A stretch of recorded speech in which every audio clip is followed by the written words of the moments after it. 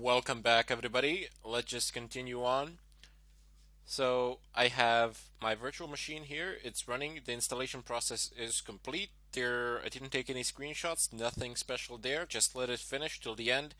That is all, nothing else. So go ahead and click on reboot. Capture, okay, until we install guest editions. So it's rebooting now. Just wait for it. Shouldn't take that long. And after it reboots, we're going to be doing several things which you will need to do afterwards. The post installation procedure. Let's just you can let that run. You don't need to actually change it there to boot or anything like that. So please enter passphrase for disk. If you remember, we have encrypted them, and I have entered the decryption password. It is very important that you remember your encryption keys, as I've stated previously. Uh, if you are the sort of person that forgets them, write them down. If you don't feel like putting it, if you feel like that you're gonna forget it or something like that, better than not to put it because you're gonna lock yourself out of your own disk, and that's gonna be pretty bad. Anyway, what I wanted to say is that if you decided to actually get the Red Hat subscription for $50, you will be able to enable certain repositories from which you will be able to pull the information from. Okay, so license is not accepted. We will fix that shortly. Let's just click on I accept license agreement. Done. Finish configuration and boot into your Red Hat machine for the first time. As I said, we're going to have access to certain repositories, but no big deal there. You should really know,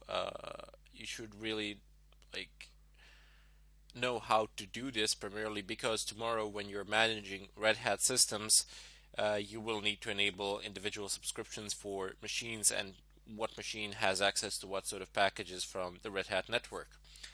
Anyway, here it says subscription registration. This assistant will guide you through the process of registering your system with Red Hat to receive software updates and other benefits. Okay, so you don't need to register now. It is not necessary, but let's just go ahead and say that we do want to register here, and then afterwards I will show you how can you register in the post installation period as well through the command via the command line. So let's just select yes, I'd like to register now, forward. I will register a subscription. Okay, so default, I will use no, we do not need proxies. Done. Let's see what happens now. Come on, come on. Yep, there we go. So is it gonna show my password?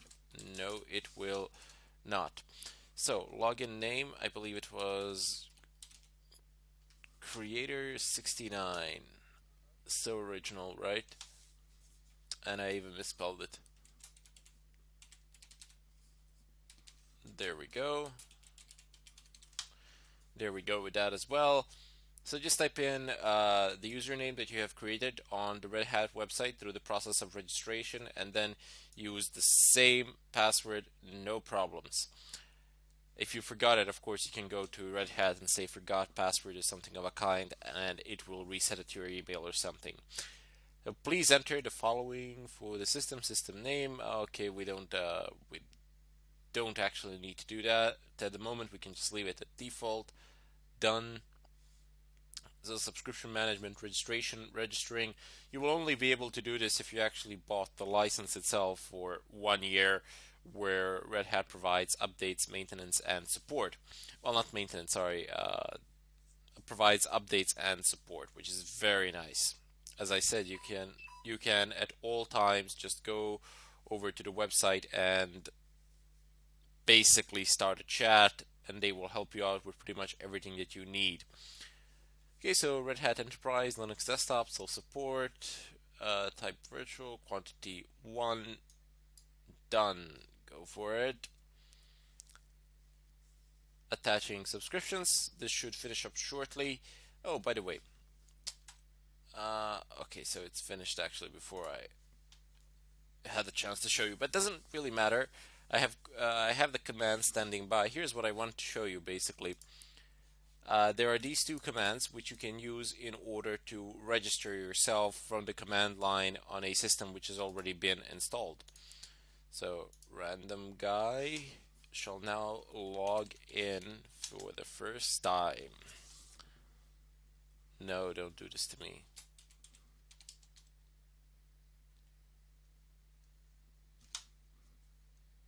Yes, there we go. I almost thought I forgot my password, which would be quite embarrassing, but oh well, what can you really do about it? These things happen. I will later on probably show you how to actually recover your password from a loss as well, so that shouldn't be a problem.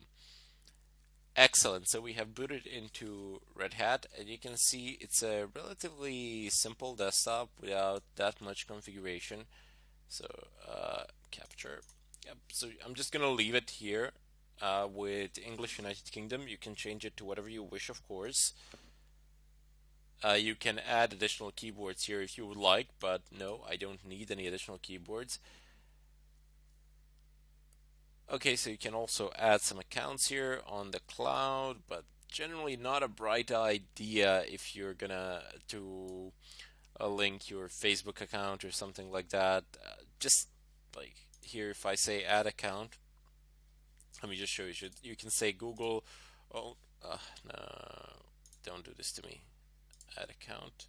Okay, so I got Google, own cloud, Facebook, some other things. All in all, if you have business accounts that are directly related to this machine or here physically, well, not physically, but the accounts that you own, that you use for business and for transactions and stuff of a kind, I would then definitely suggest that to actually link them with strong passwords. But I definitely would not suggest you linking, I don't know, a Facebook account for which you use basically for socializing or something of a kind, or anything that falls into that category of non-professional things. So don't do that. If you're gonna have a professional account, sure, but something for fun, no point. Just open up your browser and log in. I'll just go ahead and cancel that and press on next. Start using Red Hat Enterprise Linux client. Excellent. So now we're in Red Hat, and okay, it's gonna give us some getting started in the browser, but we don't actually need that at present because I know where things are. Feel free to read through that if you wish. The desktop is fairly simplistic. This is GNOME, if I'm not mistaken, and you can install different desktops here with more advanced graphical features, but we'll see what we can do later on to actually change how this thing looks like. But before we do anything, I want to have a full screen mode. I don't want to be messing around with this small image, and I'm sure you don't want to be looking at it either. So go into devices, insert guest editions CD image. Could not find VirtualBox guest edition disk image file. Do you wish to download this disk image file from the internet? Yes, I do. Thank you very much. Sure, you want to download VirtualBox from. Okay, so which site is it? DLC cdnsun.com VirtualBox. Okay, so yeah, go ahead and download it. Make sure to check these things. If they look fishy or something of a kind, then don't. Rather instead copy the address and check it out on the net. See if it's legit or something of a kind. If it's not, then absolutely do not. While this is going on, while the network operations manager is going on, let's just go into devices, network settings. Make sure to change this from NAT to bridge adapter, but I'm just going to leave it running for now while the download is going on because I don't want to actually interfere with it in any way. But change it from NAT to bridged, and then under name select an adapter as I have showed you in the previous tutorials. Make sure that you do that. Don't forget to do it, primarily because, well, it's better to have a machine with an individual LAN IP address that is separate and detached from the others, but that can yet communicate without any problems of whatsoever, as opposed to it going through NAT, which is not really good. Not something that I favor anyway. Not that it's not that good. It's good for protection and firewalls. Just to give you an example of what NAT is, it's network address translation. So let's say you have a router, your own home router that you use in your house that has been given to you by your ISP provider for which you paid money. And then you have a machine behind it, like a laptop, desktop, or a phone or whatever. It doesn't really, it's completely irrelevant. Then all the communication is done through that router, and that router is the device which actually has a public IP address. From there, all the requests are forwarded to the machines that actually made those requests. So if you're opening up a web browser, not a web browser, sorry, if you're opening up a website, it's going to go through the router, and then the router is going to receive the information and forward them to the correct device within LAN. That is why we use network address translation protocol. But with the coming of the IPv6 addresses, that's going to become quite redundant. Anyway, let's just go ahead and see. Oh, this is still downloading. Okay, so it's 50% now. It is taking quite a while, but no worries there. I assure you it's going to finish. While it is going on, let's just have a look at some of the other features that we have here. So, capture. Yep.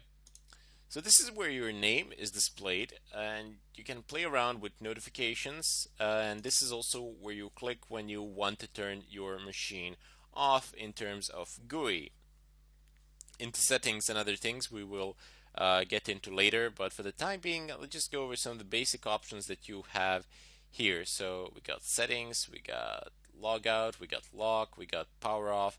By the way, for lock, you can use, in most of the cases, you can use Control Alt L, and it's a really good habit for laptops, especially if you leave them unattended. Not a good idea. Here you can just check out the date. You have the calendar. It's fairly simple to take a look at it. The calendar, like any other calendar, nothing much to say there. Over here, you go to the battery if you're in a laptop, and under under power settings, aside from choosing your plan, whether it's extensive use and high performance, or whether it's power saving mode, or something of a kind. Look, you have here blank screen, so it will blank the screen after 5 minutes. Don't do that. Well, these are my preferences. You can choose them to whatever you want them to be. Automatic suspend off, but when battery power is critical, hibernate. You can choose power off or hibernate. Surprisingly enough, it doesn't have that many options like I do on Fedora, but maybe. Okay, no, so apparently that's it. Not much there, but you know, when you're using Linux machines, the batteries tend to last forever. They're very energy efficient, so to say. I don't want to get into all of these things at the moment. We will get in the follow-up tutorial. I will actually explain about the GUI, and well, not the follow-up tutorial, but once we're through this mini chapter within a course, through these 3 ways in which you can actually set up your entire environment. Excellent. So the VirtualBox Guest Edition disk image file has been successfully downloaded. Do you wish to register the disk file image? Insert it into the Virtual C insert. Thank you very much. Important software updates. Install them. Come on, capture. Okay, so VirtualBox Editions contains software intended to be automatically started. Would you like to run it? This is an equivalent of you putting a CD into your machine and running it. So just go ahead and run. It does require a password, so go ahead and type in your root password. Authenticate. Authenticating. Oh, come on. Excellent, so it's running this in the terminal, and it should finish up shortly, after which time I do believe that we're going to need to perform a reboot, but I'm kind of hoping that we won't, that it will catch it automatically. This process, it might take a while, but building the main guest module failed. Okay, let's see if this is gonna present some major issues. I don't know, it can have some failures. It's still gonna work the way I've experienced it anyway on my other virtual machines. Press return to close this window. Excellent. So, are you gonna load it up now, or do we need to restart? Oh, we definitely need a restart. So, install updates and restart. Sure, why not? Here we go.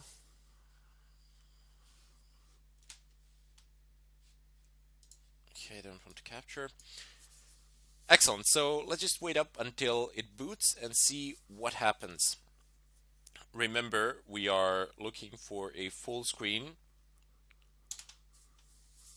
because I really don't feel like doing this on a small screen, and believe me, neither will you. So once again, we are prompted for a decryption password.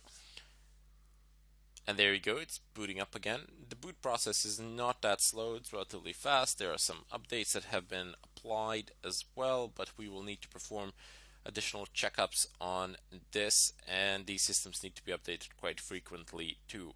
Although, unlike Windows, it's not gonna force a restart on you, it's not gonna restart in the middle of things while you're doing something important. That will never happen with Linux, quite literally.